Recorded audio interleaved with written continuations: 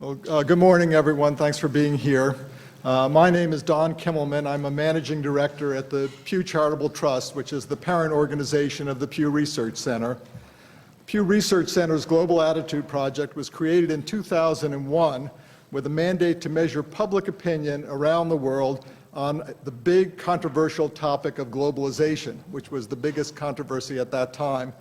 Before the first poll could get into the field, however, the attacks of 9/11 happened. The Global Attitudes Project agenda was soon expanded to include attitudes toward Muslim extremism, American leadership on the war on terror, and related issues.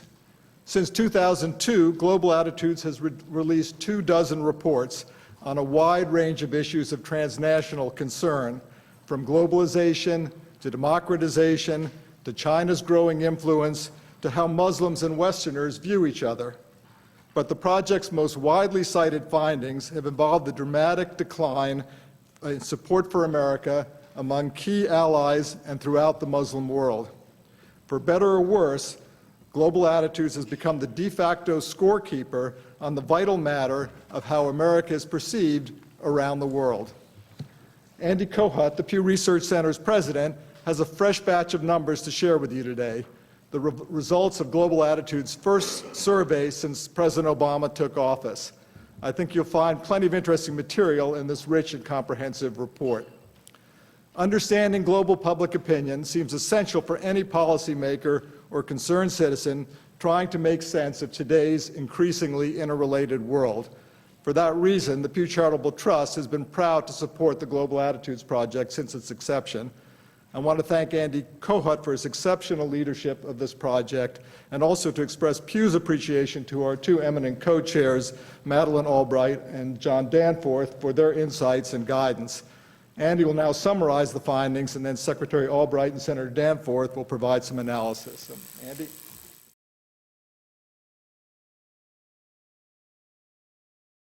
This is our 8th survey in this program that began in 2002.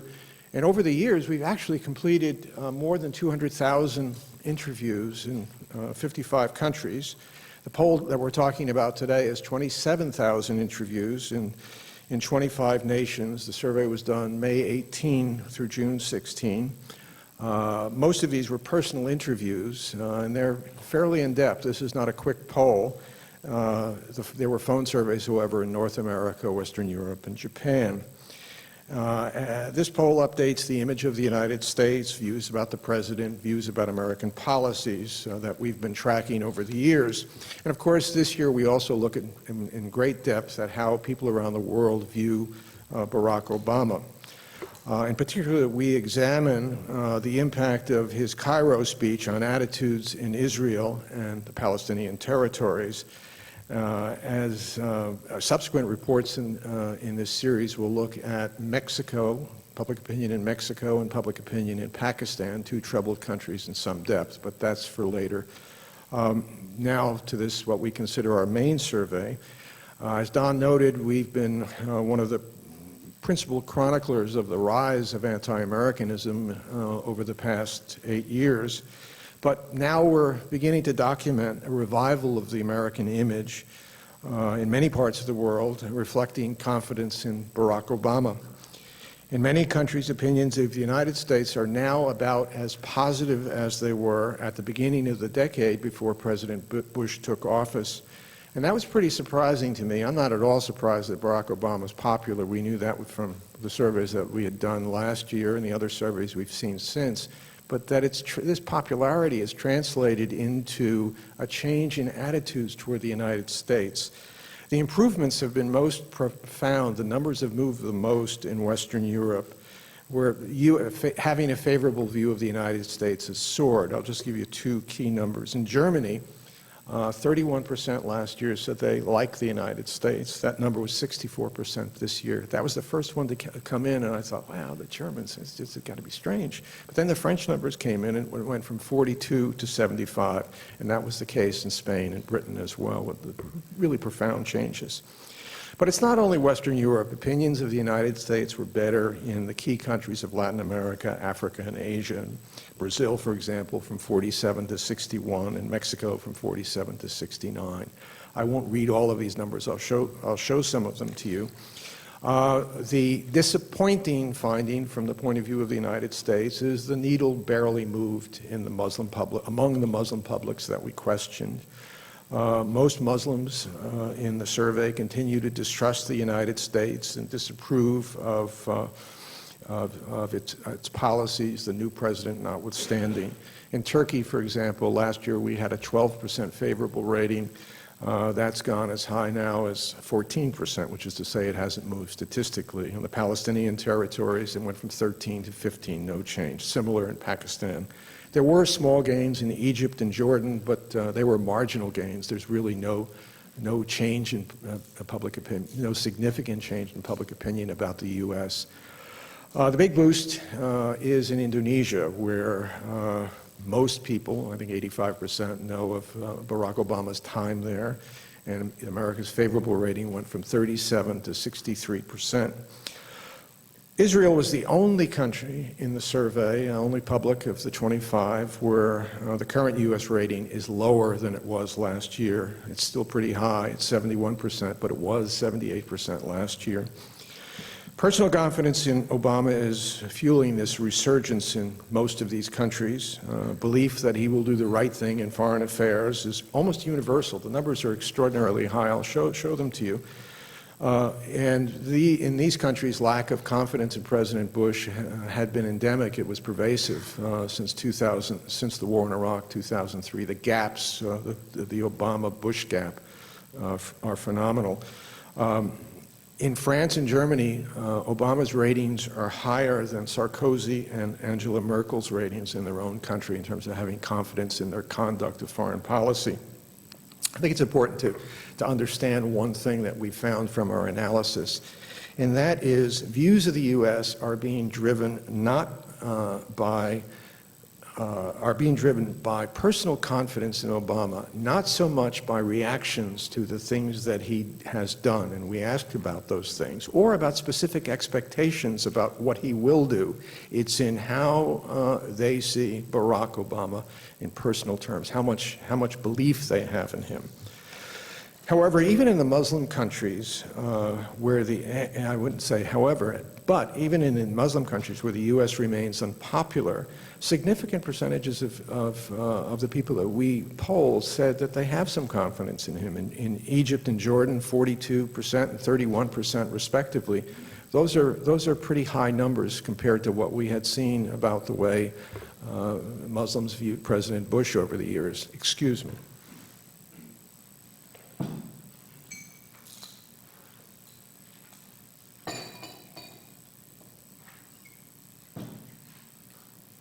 What kind of presentation is this? I move furniture, I drink water, and it's terrible. Look, we did a full survey after Obama's Cairo speech in Israel and the Palestinian territories to see what impact it had on public opinion about the United States and what impact it had in views of Obama. And our conclusion from the data is that it wasn't as transformative as it was written about at the time. U.S. favorability ratings rose only 5% in the Palestinian territory, and Obama's personal ratings also increased only marginally. But what did happen rather dramatically is that favorable views of the United States fell by 13 points before and after in Israel. We did see, however, some signs of progress in terms of Palestinian attitudes that didn't signal weren't part of a sea change, but they give some hope, and that is for the United States. We found many Palestinians after the speech saying they thought Obama would consider their position in the future. That went from like 25% to 39%, a good positive rating. So while the needle didn't move overall, there were some indications that Palestinians heard what Obama was saying, but they weren't quite ready to trust him. One of the most significant things in terms of Muslim attitudes is that for the first time, we have more confidence in the American president, albeit modest, than in Osama bin Laden.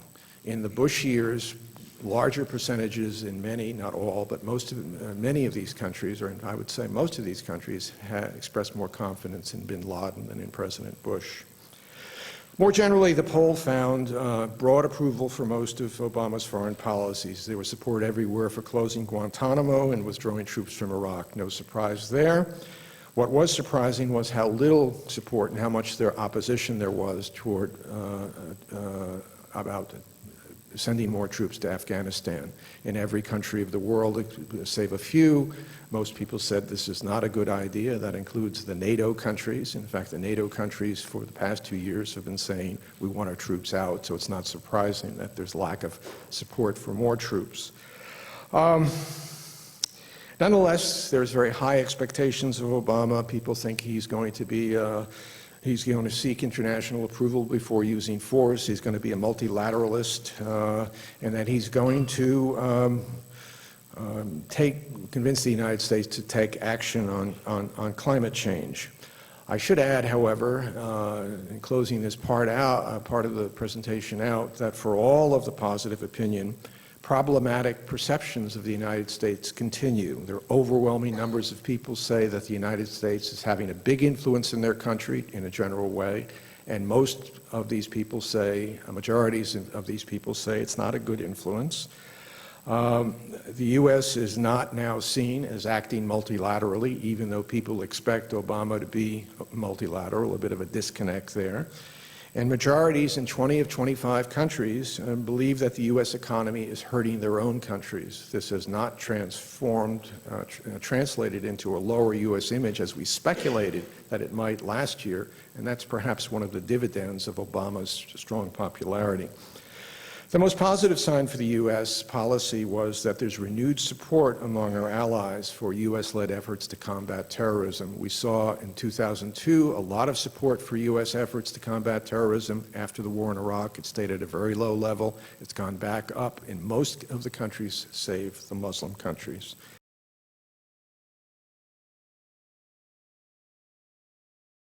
Quickly on some of the other things that we covered in the poll. The global recession is taking quite a toll. Majorities of the publics most publics expressed dissatisfaction with national conditions. This is the second year in a row that people rated their national economy much worse than they did the year before. Economic ratings have soured the most in Europe, Britain, Germany, Spain, Poland, and Russia. And despite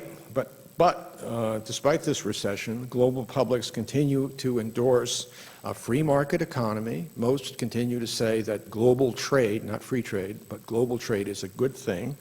And there is not a rejection of capitalism.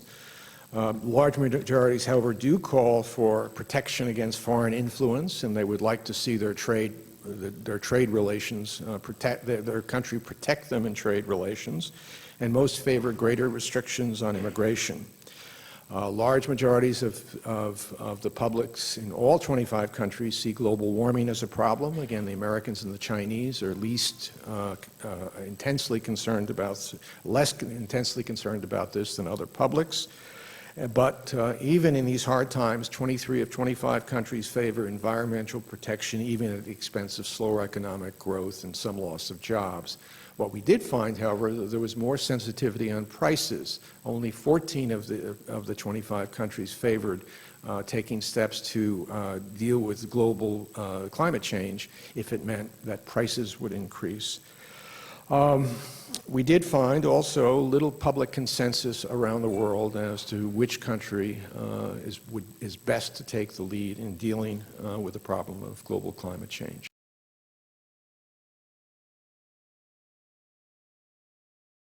And I think I'm going to leave it at that. This is an enormous report. Well, no, I'm not going to leave it at that. I'm going to show you some numbers. Here is a list of the countries in which we polled. The sample sizes are pretty comparable to what we've done in the past. And as I said, there's about 26,400 interviews, and almost all of them are personal interviews, except in the West. U.S. favorability in Western Europe, as you can see, in France, it's up to 75%, almost as high, if not higher, than it was back in 99, 2000. And the slope of the line is the same everywhere, pretty much, but Spain remains having a less favorable view than the other countries in which we polled.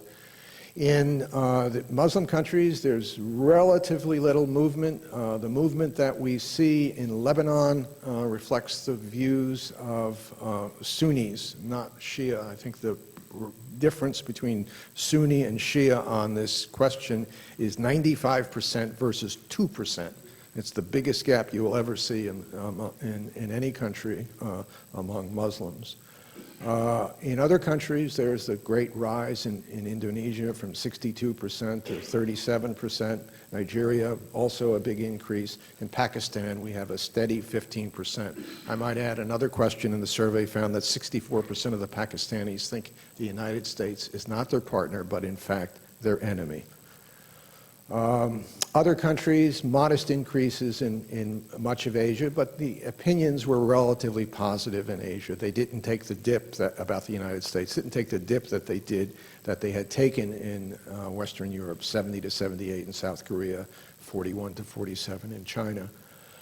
Canada, there's a very big jump. Israel, the decline that I mentioned, but look at the very impressive Mexico, 47 to 69%. Even the Argentinians, who have had a real problem with us since the early part of this decade, went up to 38%. And obviously in Africa, the image of the United States and Kenya and Nigeria is riding pretty high. Here's the Obama-Bush confidence gap. Bush got 14% confidence score in 08. Obama gets 93 in Germany. 13% to 91 in France. We won't belabor the point. The numbers are self-explanatory. There are smaller gaps, however, in Eastern Europe, in Poland and Russia, 41 to 62%, 22 to 37%. The Russians aren't exactly head over heels in love with Obama the way Europeans are. In Muslim countries, there's a noticeable difference between perceptions of Obama and perceptions of Bush, but in relative terms, the numbers are still low. Look down at the bottom, 13 to 37 to 7 versus 13 in Pakistan. And in Israel, the numbers are pretty flat. Much, Andy, and let me also say what a pleasure it has been to work with Andy over the years in terms of a whole series of these attitude surveys and the amazing amount of information that comes in. I'm also delighted to be able to co-chair this with Senator Danforth and to just be a part of what I think is a really remarkable way to try to tap into what is really going on in the world. Let me say that I continue to do a great deal of traveling under somewhat different circumstances than before, but basically what I find so interesting about this is that the numbers support the anecdotal evidence that I find in my travels, whether it's talking to leaders or non-governmental organizations or various groups of people abroad. There is just a great sense of anticipation and admiration for President Obama and a way of viewing America differently. And so I do think that it's always good to get the numbers to support that. I think that what we do need to understand, however, is that there is an increasingly complicated international situation, that there are issues out there that have never been dealt with before, issues that require a different approach, a different way of looking at what America can do, whether the multilateral institutions work, how they can work. So whoever would have been President of the United States at this time was going to be operating in a very, very difficult situation. Some might describe it as chaotic, and some might just describe it as challenging, but it clearly is very complicated. There are also remnants still of having had a different president for 8 years, and I do think that these numbers show it, that the U.S. had really fallen into a pretty deep hole, that we were not respected internationally, and in some cases we were feared. I think that the earlier surveys show that. The popularity of President Obama is really something that is across the board. The numbers differ a little bit, but it really is pretty remarkable.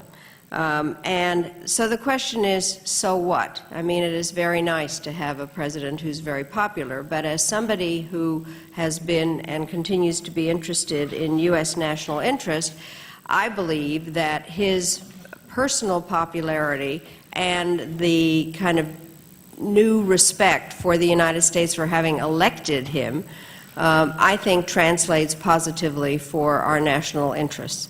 If you think about the issues that are out there that have to be dealt with, whether they are issues of how to fight terrorism, nuclear proliferation, dealing with the economic issues, looking at energy, environment, those kinds of issues that cannot be dealt with by one country alone, having a president who is viewed as somebody who wants to use multilateral tools, wants to reach out, is respectful of other countries' interests, is something that, in fact, I think is very important and does redound well to U.S. national security interest. I think that there is no question that there is kind of an ambivalence about the United States. I think people in other countries want us to lead and yet are a little concerned about how we lead. That I think, ever has it been thus. I mean, we are the most powerful country in the world. But I do think that these new numbers on President Obama mitigate some of that concern, especially given his approach. He goes into countries, he meets with the leaders, he has town hall meetings, he is approachable to the extent any American president can mix and mingle. And so I think that helps us a lot. I do think that he's done some very smart things in terms of that play well to this popularity. I mean, he has put together a team that also reaches out. And he does, in fact, listen to what people have to say and is, this is my term, I think an inspired truth teller in terms of what the United States might have done wrong in the past, but willing to change, and also uses that then in a way to say, well, you in X country haven't exactly done the right thing either. So I think that he has a way of approaching that. I think that it is going to be interesting to see what happens with this amazing set of numbers for a particular American president, and how he translates his personal support and popularity into dealing with these particular issues. But I personally would prefer to see an American president with these kinds of numbers to the ones that were there previously, and it offers huge opportunities. Andy, thank you very much, and Madam Secretary, thank you. It's a privilege to be associated with you in this enterprise. This survey is really a remarkable feat, as I think all the Pew surveys are. Imagine going to all of these countries and asking all of these people all of these questions. It really is terrific. It's great to be popular. It's wonderful. But I don't see where it gets us, and that's how I read this report. If our goal is, as I think it should be, and as I know Secretary Albright thinks it should be, to have a more multilateral approach in dealing with real problems in the world, including the problem of terror and rogue states, the environment and everything else, I do not understand how this information gives us much encouragement. In fact, I find it somewhat discouraging.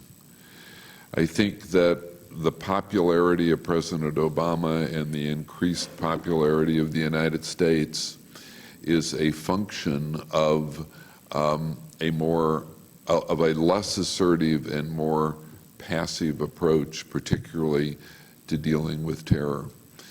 The survey shows that when we talk about issues, most countries favor our withdrawal from Iraq. They favor our closing down of Guantanamo, and they oppose getting into Afghanistan. So, insofar as the position of the United States is more passive, they like that. So far as it is getting more troops in Afghanistan, they don't like that. So I don't quite see where the multilateral cooperation is coming from. 82% of the French respondents say they favor closing Guantanamo. But when the president asks France to take detainees, France agrees to take exactly one person. So I think there's a disjuncture between the popularity of the president and the willingness to step up to multilateral responsibilities to do much. On the question of the environment and global warming, there is widespread view that yes, this is a problem, but 7 of the countries that responded say that while we should do something about it, we shouldn't do something about it if there's a price tag to it. In general, people say in most countries, almost all of them, I think, that they support more international trade. They like international trade. But please, we want government to protect us. So I don't see the growth in popularity as translating into anything that's real. And I think that it is important to try to have a more cooperative approach with other countries in dealing with these problems, but that must mean that they cooperate. Now, one of the questions in the survey asks about following America's lead in combating terrorism, and most people said yes, we would follow America's lead. But it seems to me that the meaning of that is we'll follow America's lead insofar as America doesn't really want to do much. And we hope that our country is more assertive in dealing with terror, but to do what? So that is my general reflection on this survey. I think that the goal of America should be to try to have a concerted effort in dealing with real problems, and I don't see in this information a willingness to deal with real problems. I have to say, I disagree with that, and I think that the things that Senator Danforth is commenting on are actually what I had mentioned as part of remnants of past policies. They're really, the reason that they are glad that we've closed Guantanamo is that Guantanamo was part of what undermined America's capability and reputation. And that the way that the past administration had fought terrorism, this is my personal belief, created more terrorists. Even Secretary Rumsfeld agreed to that. So I think that what I find that is important here is that there is a different view of American leadership and of Americans for having elected this particular president, which I think still does need to be translated. There's no question about that. But we are on a better glide path to restoring our reputation and our leadership than we were for the previous 8 years. I would just add one thing. While I agree with Senator Danforth that there is a wariness of American assertiveness, I don't think that you can discount the importance of Obama's popularity. Because if and when we get to a new policy as opposed to old policies which have a lot of baggage and were very unpopular, what Obama's popularity will do and the better view of the United States will do, will it allow people to at least listen and consider. if we were dealing with a president whose favorable ratings were 21% rather than 60%, you wouldn't even get that audience, and there would be so much pressure to not go along publicly that it at least gives the United States and this administration an ability to be heard. Very unlike what we saw in 2002 and early 2003, where the reactions to that administration were so negative that there was real public backlash. I don't want to just preempt it with the three of us talking, but I just, I mean, I think the president is being heard. He's telling people what they want to hear. He's apologizing. He's saying that we will get out of Iraq and close down Guantanamo, but when he does ask for something, I don't see that he gets anything. And I mean, he hasn't been at it very long, and really there are only three questions here that I'm pointing to. One is Iraq, one is Afghanistan, one is Guantanamo. Maybe there are other questions that could be asked in other surveys. Maybe there are other things that we could ask the people of the world, or at least of some of the countries of the world, to help us with. But I don't see any indication in this that anybody is willing to pay any price and bear any burden for much of anything. I'm wondering if you can comment on how important it is to Americans that they are viewed more favorably in the world. Does it make a difference to them? To whom are you addressing that question? You. Well, perhaps you could address it first, and perhaps Secretary Albright from her travels. Whoever feels like they'd like to comment. Well, we've seen for some time the United States feeling that restoring America's close relationships between the U.S. and allies was a very important foreign policy goal. This can only, I think, can only be seen as good news to most Americans. I might add that Barack Obama's approval ratings with regard to foreign policy at this point are markedly higher than his approval ratings with respect to most domestic policies, and this is probably part of that. You know, I do think that people prefer to be viewed positively and be popular. I think that we are going to have to see how this is translated into real things on the ground. When Americans feel more secure, but I think a lot of Americans understand the extent to which our fate is tied to that of other countries, and that therefore, as we get into more partnerships and cooperation, people will see that positively. Ultimately, though, as any country, people care about what's going on domestically. Senator Danforth, you want to respond to that? Well, it's nice to be popular. Everybody likes to be popular. And we want our country to be popular, and I think we like it when, when the president, or then still Senator Obama, makes a speech in Germany, and there are hundreds of thousands or millions, whatever the number was, of people listening. That's terrific. You'd rather have people cheer you than throw eggs at you. But I think this gets beyond feeling. I mean, take Guantanamo. Maybe it made us unpopular today, and surely it did. I'm sure Guantanamo is unpopular, but what are we supposed to do with these people? I mean, do we just let them go? And so where's the help from the rest of the world? Where are people? They're not going to take them.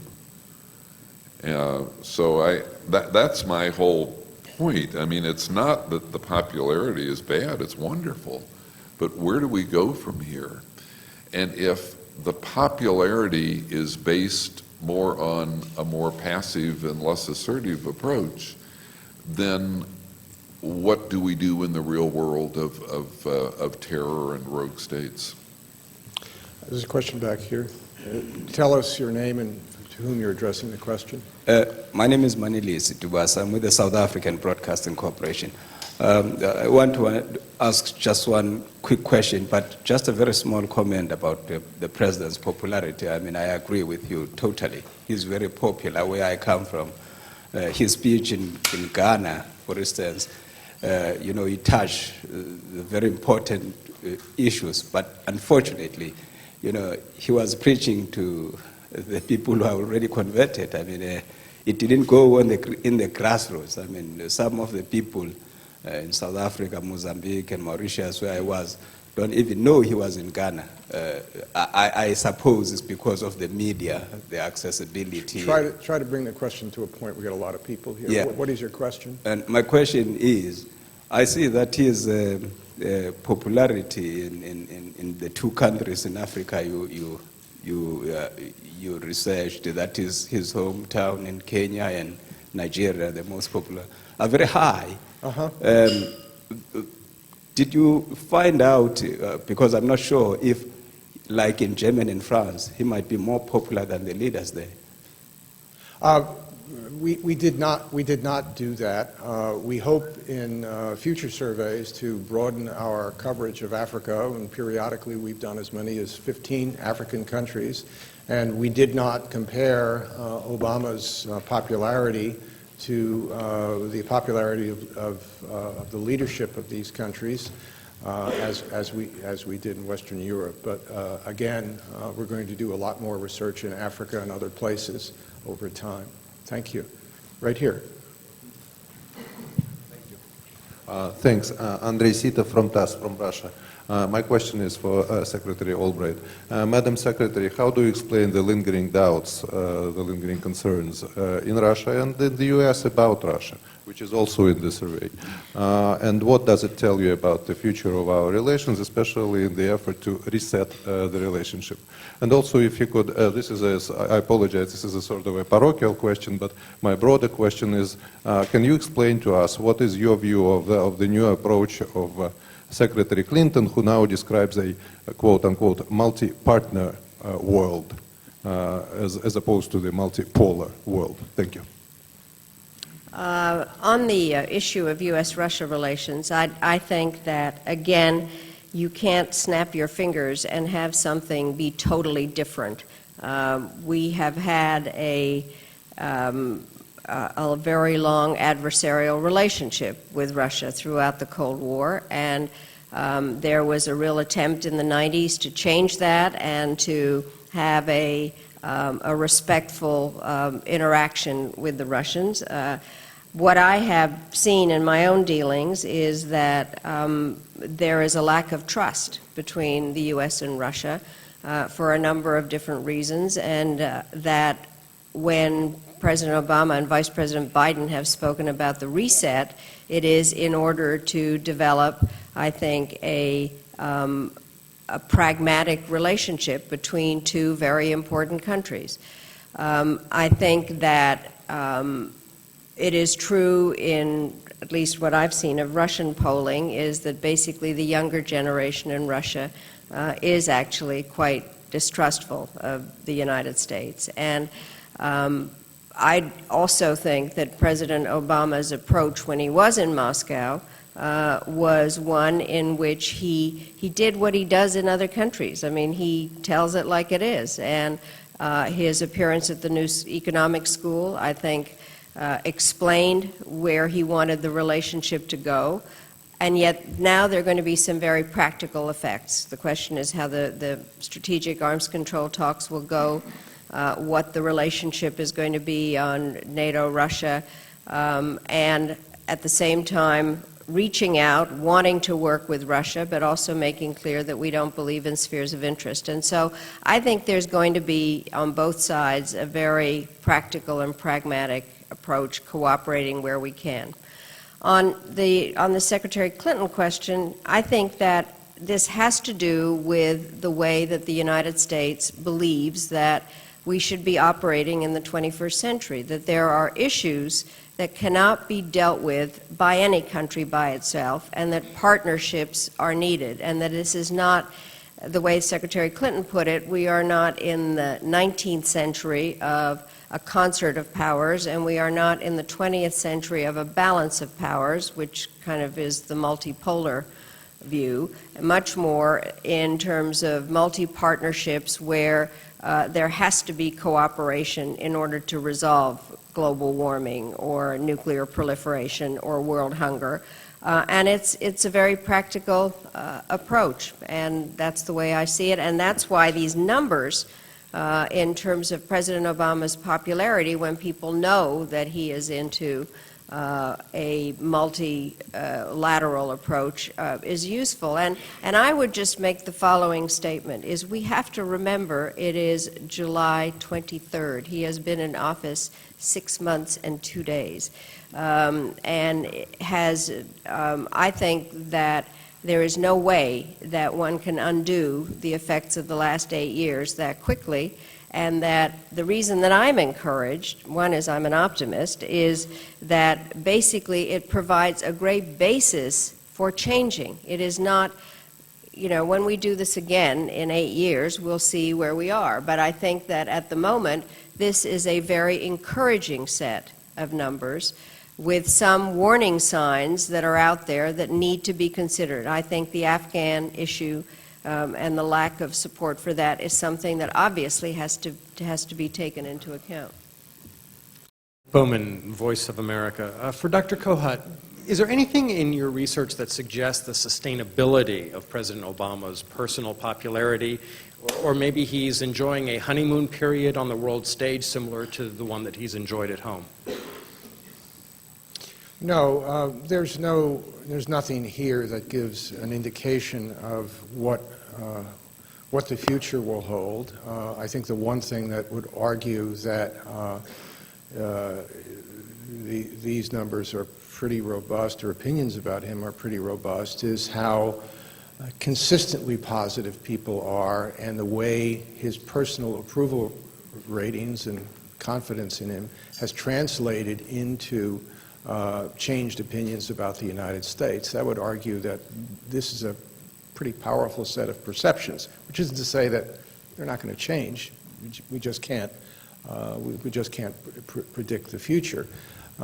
It's very much like opinions about him domestically. His approval ratings continue, strong overall approval ratings continue, even in the face of declining approval ratings with regard to specific issues. But you know, there's no magic formula in this survey that says, well, he can take 1 hit, 2 hits, 3 hits, but the numbers are pretty strong, and they're pretty consistently strong internally. Yeah. Mitch Pollard of the Toronto Star newspaper. I'm just curious to know if the panelists think, is there a point where you're too popular internationally? Is there any downside domestically to Barack Obama in some of the nearly stratospheric numbers we see in Western Europe, which, unless I'm misreading them, seem to suggest he's more popular there than he is in his overall approval ratings here in the United States? Well, given the fact that the public has long saw an important objective of American foreign policy to restore the image of the United States all around the world, I don't think in a general sense you can expect that there's a lot of danger here, and also the fact that his foreign affairs ratings are even better than his domestic ratings. I'm sure, though, that some of the strong critics of the Obama administration will say, there, see, but that's not a widespread point of view. Any other comment?